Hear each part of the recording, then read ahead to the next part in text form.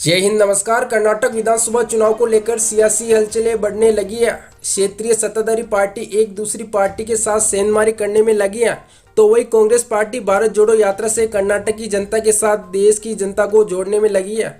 वही दूसरी ओर बीजेपी फिर से अपने गढ़ को बचाने में लगी है। आने वाले विधानसभा चुनाव में किसकी बनेगी सरकार, किसे कितनी सीट, तमाम जानकारी इस वीडियो में देने वाले हैं। लेकिन इससे पहले आप ओपिनियन न्यूज से जुड़े रहने के लिए इस चैनल को सब्सक्राइब करें, साथ ही बेल आइकन को दबाना ना भूलें। कर्नाटक की जनता में सेंधमारी करने वाली जेडीएस बीजेपी और कांग्रेस को 2023 चुनाव में टक्कर दे पाएगी या फिर कांग्रेस इस बार चुनाव में कर्नाटक में सरकार बना लेगी? अपनी राय कमेंट बॉक्स में जरूर बताइएगा। तो ले चले सीधे ओपिनियन पोल की ओर। कर्नाटक में 2023 में किसकी बनेगी सरकार?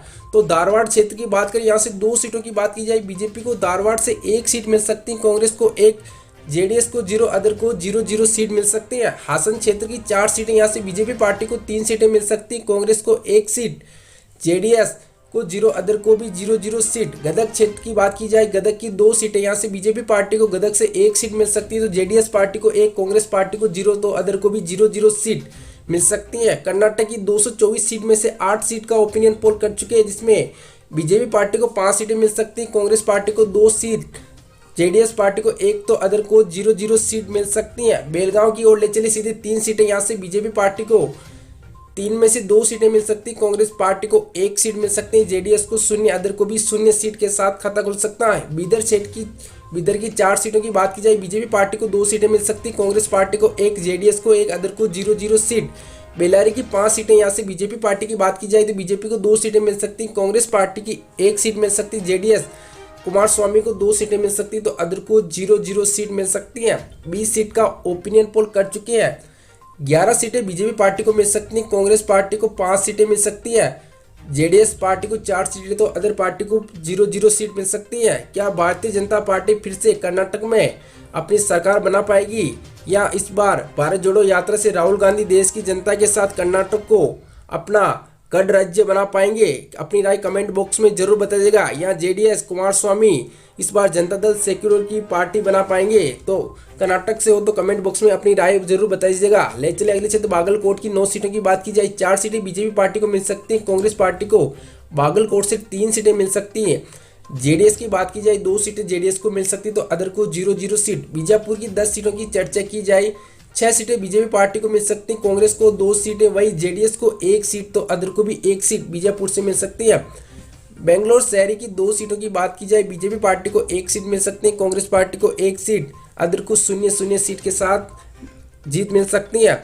41 सीट का ओपिनियन पोल देख पा रहे हैं। 22 सीटें बीजेपी पार्टी को मिल सकती, कांग्रेस पार्टी को 11 सीट, तो जेडीएस को 7, अदर को 1 सीट मिल सकती है। बेंगलोर ग्रामीण की ओर ले चले 8 सीटों की बात की जाए, बीजेपी पार्टी को 4 सीटें मिल सकती हैं, कांग्रेस पार्टी को 3 सीट, तो जेडीएस को 1, अदर को 0 सीट मिल सकती हैं। चिकमंगलुरु की 9 सीटों की बात की जाए, बीजेपी पार्टी को 5 सीटें मिल सकती, कांग्रेस पार्टी को 3 सीटें, जेडीएस को 1 सीट, तो अदर को 0 सीट मिल सकती हैं। चामराजनगर की 12 सीटों की बात की जाए, बीजेपी पार्टी को चामराजनगर से 6 सीटें मिल सकती है, वही कांग्रेस पार्टी को 3 सीटें, तो वही 2 सीटें पर जेडीएस, तो 1 सीट अदर पार्टी को मिल सकती है। 70 सीट का ओपिनियन पोल कर चुके हैं।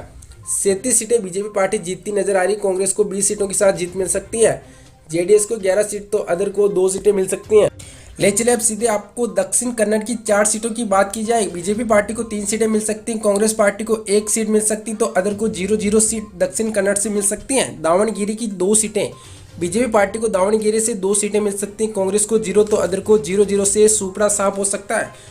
चित्रदुर्ग क्षेत्र की 7 सीटें, बीजेपी पार्टी को 4 सीटें, कांग्रेस को 2 सीट, जेडीएस को 1, अदर को 0 सीट। 83 सीट का ओपिनियन पोल कर चुके हैं। 46 सीटें बीजेपी पार्टी खाते में जा सकती हैं, कांग्रेस को 23 सीटें मिल सकती है, जेडीएस पार्टी को 12 सीट, अदर को 2 सीट मिल सकती है। वर्तमान में मुख्यमंत्री बसवराज बोम्मई फिर एक बार कर्नाटक में सत्ता में अपनी सरकार बना पाएंगे, या इस बार कुमार स्वामी या कांग्रेस पार्टी की बनेगी सरकार? कोलार क्षेत्र की 9 सीटें, बीजेपी पार्टी को 5 सीटें कोलार से मिल सकती हैं, कांग्रेस पार्टी को 2 सीटें मिल सकती हैं, जेडीएस को 2 सीट, अदर को 0 सीट मिल सकती हैं। मैसूर क्षेत्र की 22 सीटों की बात की जाए, 9 सीटों पर बीजेपी जीत हासिल कर सकती है, वही कांग्रेस पार्टी को यहाँ से 7 सीटें मिल सकती हैं, 5 सीटों पर जेडीएस जीत दर्ज कर सकती है, 1 सीट अदर पार्टी को मिल सकती है। मैसूर से कोपल क्षेत्र की 10 सीटों की बात की, अच्छा 5 सीटें कोपल से बीजेपी पार्टी को मिल सकती है, वही कांग्रेस को 4 सीटें, जेडीएस को 1, अदर को 0 सीट।